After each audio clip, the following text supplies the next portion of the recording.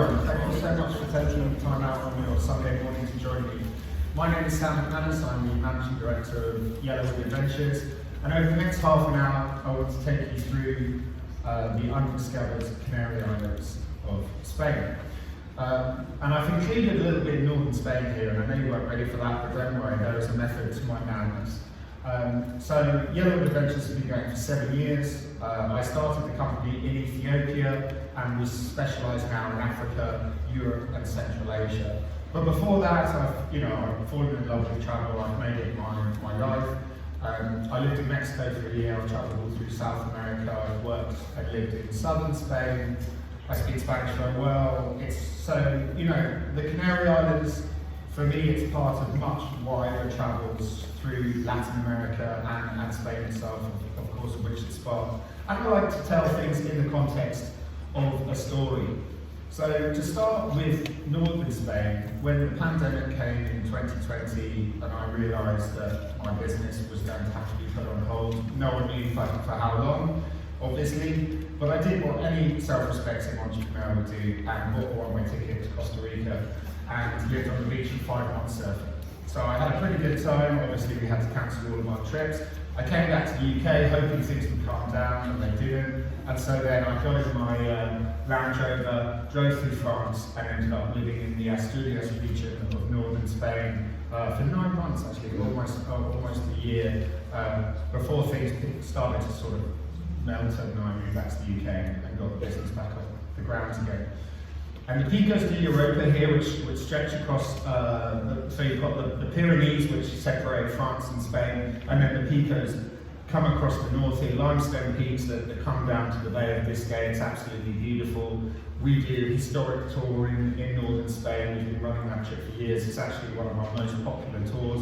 It's not the Camino de Santiago, it's that northern coastline between the mountains and the sea. Most people tend to do the Camino this side of the mountains over here. So yeah, there's my Batmobile and took it to Spain. And you have to live in that Spanish culture to really get it. And the reason I'm telling you this is because the Canary Islands are part of Spain, and all of the wonderful things, all of that nightlife, the wonderful architecture. This is the little town of Llanes that I lived in northern Spain. You get there, you can see here, I was just renting a little cottage in a little pueblito facing the mountains at winter. I'd go up hiking, it was completely empty, of course, because it was the pandemic. And I just, really loved it, and it still remains a home for me. And then, when I was there talking with the locals, a lot of them would go on holiday to the Canary Islands, and I was like, really? I never had that image of my mind of these islands. I'd always sort of heard of timeshares or sort of fly and flop resorts, and I was like, Tenerife, like, ugh. It wasn't, I own a travel company, I'm not going to go to the Canary Islands, that's outrageous. I like to go to strange, unique cultural places. So I'd never been, and I hadn't really bought it. And then, here's staying with the locals and having delicious mariscos and seafood. And northern Spain has a really interesting sort of Celtish connection. They play the Irish pipes. They call it La Gaita. This is actually a cider brand here. Yeah, you can see that really from business. That was nice. And then, of course, you've got the Picos de Europa themselves, and we do, lots of hiking tours through those as well. There's a picture of yours truly, and just some Spanish friends I met. Again, this was during the pandemic. We went up and hiking through the Picos, and they keep lovely cheeses in the caves like we do in the UK, at Cheddar Gorge. This is the Asturias region, and actually anywhere you go in Spain, and the Canary Islands included, 9 times out of 10 when you buy a bottle of milk, it has Asturiano, because there's so many green, pasteurised, like beautiful fields, and then so many cows, and then that's sort of like where all the milk for all of Spain comes from, and then they ship it out to the Canary Islands as well. So I don't want to spend too long in northern Spain, but I just want to show you the kind of architecture that's there, and when we then look at the Canary Islands, we're going to understand where it comes from. So this was the capital city of Asturias. It's called Oviedo. It's just nestled in the foothills of the mountains. Just absolutely stunning architecture. It's like such a quaint place. It's just such a hidden gem in Europe, really. Obviously, Costa del Sol, like everyone knows southern Spain, where people go and fly and flop holidays. But the north, it's much greener, obviously snow in winter, and the food is fantastic. Gambas, pulpos, squid, the wine's amazing, and the sidra here, which they free pour to oxygenate the liquids. Zambolinas, I can't remember what that's called in English, but they're delicious. And then San Sebastian is where the monarchy in Spain would typically go north to escape the heat during the summer, and this is actually the most expensive real estate in Spain now. And that's sort of a, such a beautiful spot. The architecture's gorgeous. You have the pinchos, and now this is really key. So when you're in northern Spain, and especially in Asturias, and you see these beautiful houses, and there's a lot of wealth in this region of northern Spain, and you look at these houses and you go, where did this money come from? And this is an example of una casa de los indianos, and the indianos were the conquistadores. So when Christopher Columbus, and we'll look at this in a bit more detail in a second, when the Americas were discovered for the first time, and the conquistadores from Spain and Portugal would go down to colonize the New World, as it was then known, nearly all of them came from northern Spain, and they came out and they sailed down around to and past the Canary Islands and down into Latin America. They pulled out all of that gold, all of that silver, and they brought it back up into that northern Spain region where they lived from. And so in Oviedo, when you look at the cathedral, they have this unbelievable iconoclastic behind the altar, and it's solid gold. And it's all of that Latin American gold and silver that they brought back. And when the Indianos came back, they were essentially colonial entrepreneurs. They came back, they had all this wealth from conquering Latin America, and they came back, some settled in the Canary Islands, but they'd come back and they'd build a huge house and they'd always plant a palm tree next to it. And then when you see these houses with the palm trees, some of them are outrageous, you know where this wealth has come from. And so this route from northern Spain to the Canary Islands to South America, you'll get it's become a sort of cultural melting pot, and the Canary Islands is stuck bang in the middle of them. So without further ado, and apologies for that short introduction to northern Spain, we're going to look at the Canary Islands. You can see them all here. They all have such a different feeling, and I've been to all of them and explored all of them, and I've been all over the world. I own a travel business, as I mentioned, and when my wife first recommended we go to Tenerife a few years ago, as I said, I was very hesitant. I knew they were a good surf destination, but I hadn't heard the best things about them. And then I went there and it just blew my mind away. And so Spanish tourism has really been in the press a lot recently, and rightly so. There's some terrible bottlenecks of over-tourism. There's a few places in the Canary Islands, southern Tenerife is one, the Correalejos in Fuerteventura is another one, and obviously in Costa del Sol, where there's just too many people, too many tourists, and it's just unpleasant for the locals. They can't afford to live there, they get bought out, and foreigners buy Airbnbs, and it's not fair. So what we're proposing is to sort of spread tourism in a more sustainable way, because it really is not difficult to get off the beaten track. These are genuine photos of southern Tenerife, and trust me, I'm not recommending to go to these places. So we run 2 tours at the moment. We run private trips as well, but having been all over the Canaries, I prefer the Western Canaries, because they're a bit trickier to get to, a bit lesser known, a bit more undiscovered. So the trips that we do, one is like a hiking version, which is more sort of obviously walking 5 or 6 hours a day, but the main one we do is just a normal walking tour where you're walking about 3 hours a day.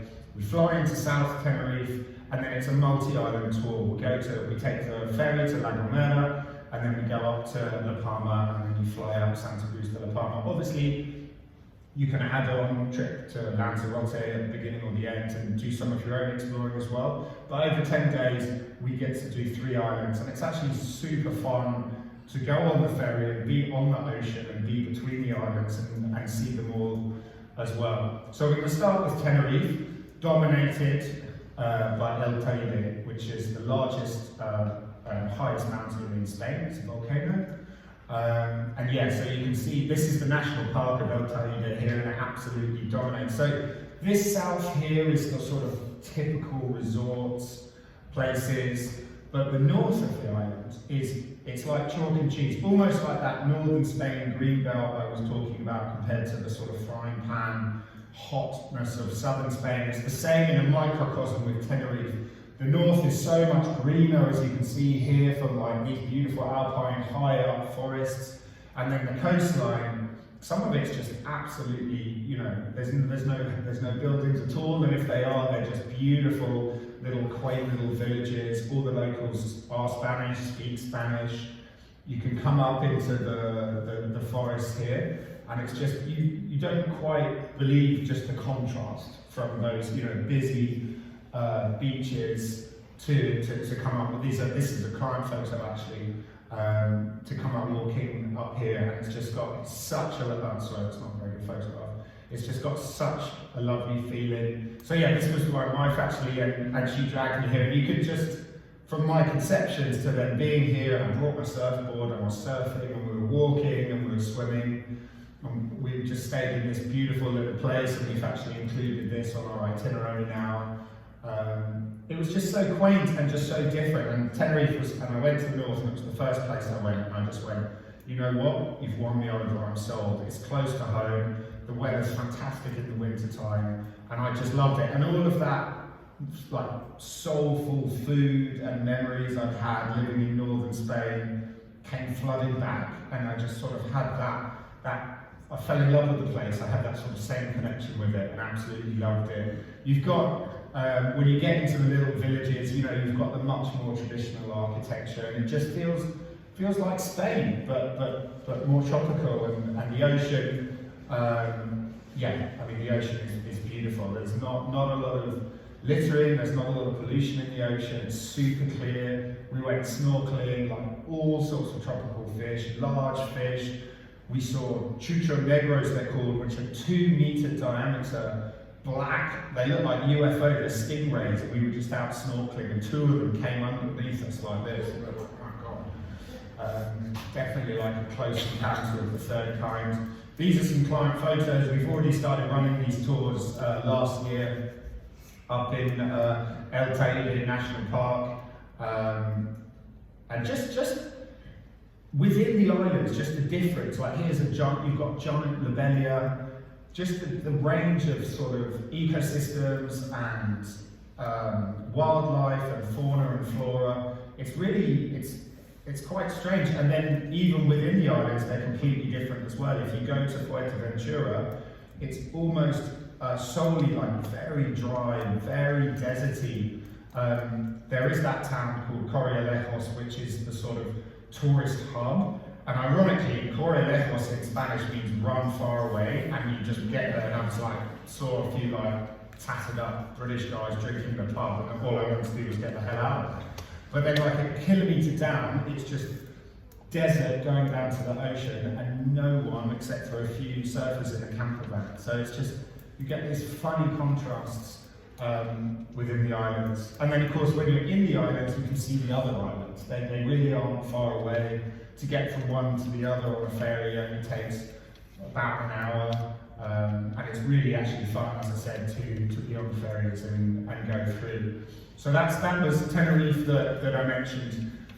Here, Lanzarote, right up in the north. We don't go to there as a tour, but it is nice. Fuerteventura is the one I just mentioned, which is very deserty, very windy. Lanzarote is famous for its black volcanic sand, and they've actually got vineyards that they've built. They've like scooped out the volcanic black sand and planted vines. I mean, it's unbelievably tedious work. And so the whole island is full of vineyards, and they create this lovely white wine in a blue bottle. It's delicious. But from Tenerife, we're going to go to La Gomera. So this tiny little Jurassic Park island here. La Gomera in Spanish means slingshot. So it actually looks like it's just been slung out from Tenerife. And when you look at it from the north, it just rises out. I mean, these are seriously volcanic islands. It just rises up steeply out of the ocean. So San Sebastian is the capital of La Gomera. Again, really quaint, cute little town, and is on the map because it was the last place that Christopher Columbus, when he came from Spain, it was the last place he took on supplies. Obviously, he was heading out trying to find India and the Indies, and of course, instead he got bumped into South America by accident. We know there's a museum. Oh yeah, San Sebastian is known as La Villa by the locals, and there's a museum with about, well, in Spanish he's known as Cristobal Colon. We call him Columbus. He was actually Italian, so his real name is actually Cristoforo Colombo, but you know who I'm talking about. And yeah, so this was the fateful day that he set sail from La Gomera in 1492, and then that's when the New World was discovered, to the west, I should say, to clarify. And yeah, they still, in September, you get these huge festivals in La Gomera. The local, you know, the Spanish love a fiesta, they love a party, they go completely nuts for it, and all drink wine all day and get on these boats with the huge cutouts of La Virgin, and yeah, it's really good fun. A few historical monuments, and yeah, locals, as I said, it's still got that small town feel. La Gomera, trickier to get to, really, I mean, compared to Tenerife, you know, very, very low tourist footfall.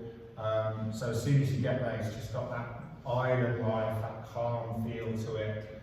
And then they've got some beautiful lookout spots. These are some YellowWood clients who were there on one of our walking tours. And you can see how close it is to Tenerife. That's El Teide, the highest mountain in Spain that you can see between the islands from the lookout point there. So yeah, just lovely, just sort of tropical, Latin feel to it. And as I said, obviously all of that traffic went from Spain through the Canaries to Latin America, but it all came back as well. So you get a lot of Venezuelans living in the Canary Islands, opening local restaurants. So you've got like all of that northern Spanish food, and then you've got all of that South American culture as well. The Canary Islands have got some of the best cuisine, you know, in Europe. Well, it's not even technically Europe because it's off Africa, but it is Europe because it's Spain. But you know, it's just such a melting pot of Latin culture. Just a few more shots of La Gomera. I hope that the photos are doing it justice. It's nearly, you get some rain, but you know, you go there for the weather. I definitely recommend going in winter. Me and my wife spent January and February last year working from there remotely, and I regretted my decision for not using that this year, if I'm honest, and just come for a British winter. The hiking up is just again, you know, very surprising in terms of the range of flora and fauna. You get these sort of ancient Jurassic feeling forests. You get look at the cloud that's coming in just walking along the hiking trail there. It's, you know, for such small islands, they really do pack a lot of punch. Just very varied scenery. It's super fun. Much more varied than Spain. Don't forget, these are African islands. You know, Spain owns them, but if you, geographically, you know, this is Africa.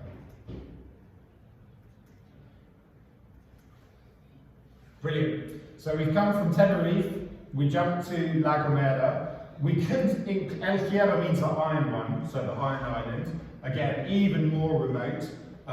We could include it if you wanted a sort of private addition to the trip there. The only reason we don't currently include it in our multi-island tour is it's got such limited infrastructure.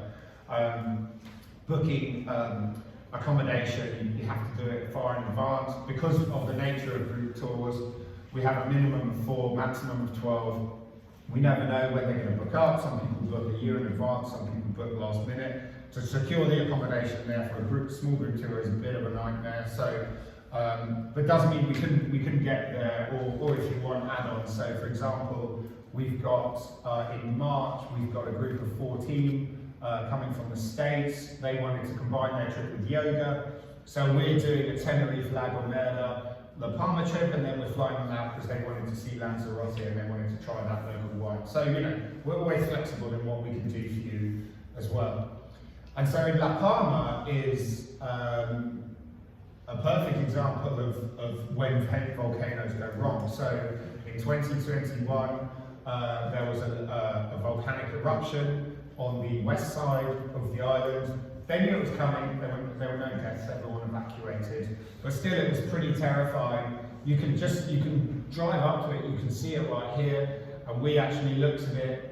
You can look on YouTube and just watch the lava, people filmed it, and you can watch the lava coming down. It's quite terrifying, just, you know, evaporating swimming pools, palm trees just spontaneously combusting, and then the lava like oozing out through the windows of people's houses.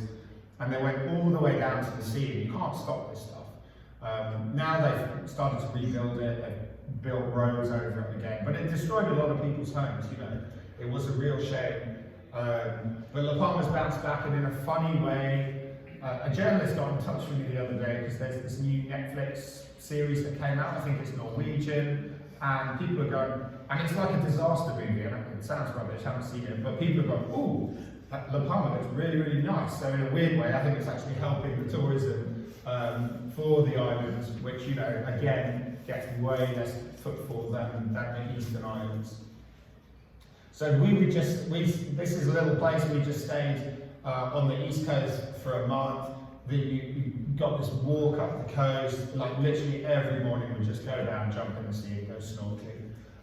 We absolutely loved it. This architecture, I mean, this is just northern Spain transplanted. You know, I just absolutely love it. Again, as I said, made me feel like very nostalgic, a little bit of home. There's me up in the national park.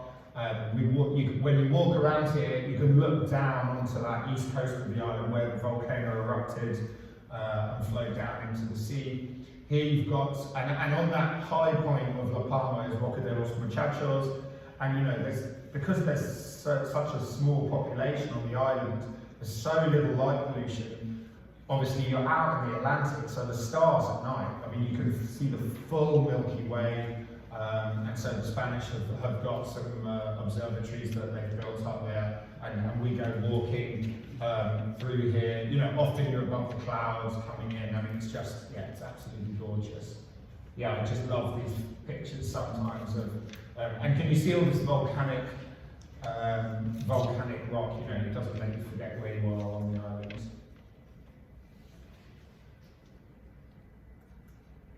Yeah, just absolutely, just feels great. I mean, of course, it's not untouched because you know, they've been populated for a while, but it's just not. I don't know. You really do feel like you're out in the Atlantic, and of course, of which you are. It's just an absolutely stunning place.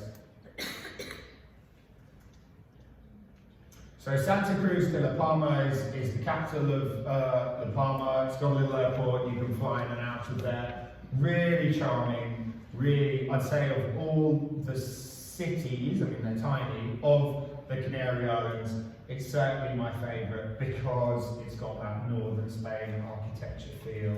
It's like the lovely, like squares, obviously infused with palm trees, cobbled streets, lovely restaurants. Again, doesn't get too many tourists, so it's just always got a nice hum to it. There's always a few bars, there's some restaurants, there's like a nice nightlife, but nothing like, you know, lager swilling, you know, party towns of the Costa del Sol, like not even close to that at all. Just fun, just nice. Locals are friendly, it's not over touristed. You know, they're happy to have your business. You know, it's just a lovely place to be.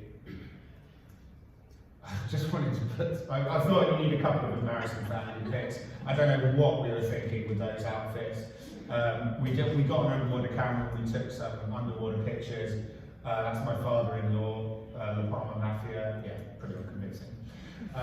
So just to recap the trip that we do, that's that 10 days multi-island tour, Tenerife, ferry to La Gomera. You do actually have to take the ferry back, but then ferry to La Palma. The ferries themselves are fun, the locals use them. I'd forgotten there's a strong cultural heritage, which sounds funny, of whistling in the Canaries. because that's how they would communicate across the valleys and the mountains. And so on the ferries, they have pictures of lots of local peoples doing, I can't actually do it, you put the fingers in your mouth and whistle really loudly. And they've got pictures of all the locals doing that on the ferries. It's quite a funny little artistic thing they do, but I like it. And the walking one we do, it's identical, but you're walking 5 hours a day. It's not an army route march, but it's obviously, if you like hiking and that's your thing, these mountains are a hiker's paradise. Okay, brilliant. Well, look, almost that was half an hour. I hope I've done the island some sort of justice and whet your appetite, if nothing else. But we've just got a few minutes now in case anyone has any questions. Yes, please. Hi, it looks translating. Oh, this lady's got a microphone for you. Sorry. Thank you. Fascinating insights of urban areas. We've only done Lanzarote, of the others. But you say 10 days. What's the size of the group roughly, and how many kilometres per day do you travel? Yeah, so minimum 4 for our groups and maximum 12. We cap them 12. We're a small company, so the sweet spots tends to be 6 to 8 people. And then, so as I said, we've got 2 itineraries, and one is very much a hiking trip, and then one is just more gentle walking, culturally focused, and then we grade them alternatively. So one's, I think, like level 3, which is beginner level, and then one's like a lower intermediate level. But when you look at I should have left the flyers on the seats. Look on our website and on the itineraries, and we literally have the hours we're walking that day, and like, are we ascending 400 meters if you're doing the hiking trip? Say roughly how many miles or kilometres? Yeah, exactly. But every day is slightly different. But as I said, it's written in the itinerary section of each trip, and you'll look at that, and then you'll be like, that's for me, that's not for me. So you just pick which one's going to work for you better. And then do you organise meals and restaurants? Oh yeah, so these are package trips. So we pick you up from the airport, transport you to the hotel. Not every single meal's included, but again, that's listed clearly, because sometimes you might just want to sneak off by yourself and have dinner with a friend, or just have a night in, or whatever it is. But obviously all the breakfasts, some of the lunches are included, especially if you're doing a walk that day, we'll do a packed lunch. And then some dinners are and some aren't. And to go to good vegetarian food now. Oh yeah, definitely, of course. Like obviously, I know Spain is mainly meat. Yeah, well, I focused a lot on the seafood because I love seafood. But I mean, this is a first world country. This is, they import everything into the supermarkets. And the restaurants are used to vegetarian tourists and customers. So yeah, that's just really not a problem. Thank you. Any other questions? Yes, please. You did mention Gran Canaria in the list of. I just wondered whether there's any opportunity there. Or is it? Yeah, definitely. So as I said, you can't offer everything. So we've done the set group tour that we do of those Western Islands, but we could also always add on an alternative. Gran Canaria, it's like Tenerife, it's a slight microcosm within an island. The north is very green and is really good for surfing and hiking, and the south is a bit more built up. It does have quite a big industrial port, and I've taken a ferry into it, and that's where a lot of the big ships will come from mainland to import things, which will then get spread around the island. But it's also a lovely island. It's got some lovely architecture, great food, and as I said, the north has got some really popular hiking trips as well. But we can't include all the islands on our group tour, so we're focusing on the western 3, but obviously we could do an add-on for you as well. This lady, I think. Do your packages include the flights? No, so flights aren't included, but we can help you. Yeah, so for our trip, you fly into southern Tenerife. There's 2 airports in Tenerife. The north is a smaller one, but flying to the main southern Tenerife island, we went through the 3 islands, and then you fly out of Santa Cruz de la Palma. But the flights, there's loads. It's very often they'll go through Madrid and back up to the UK if you're flying from here. All right, brilliant. Well, I think we're out of time, but thank you very much for your attention. Thank you.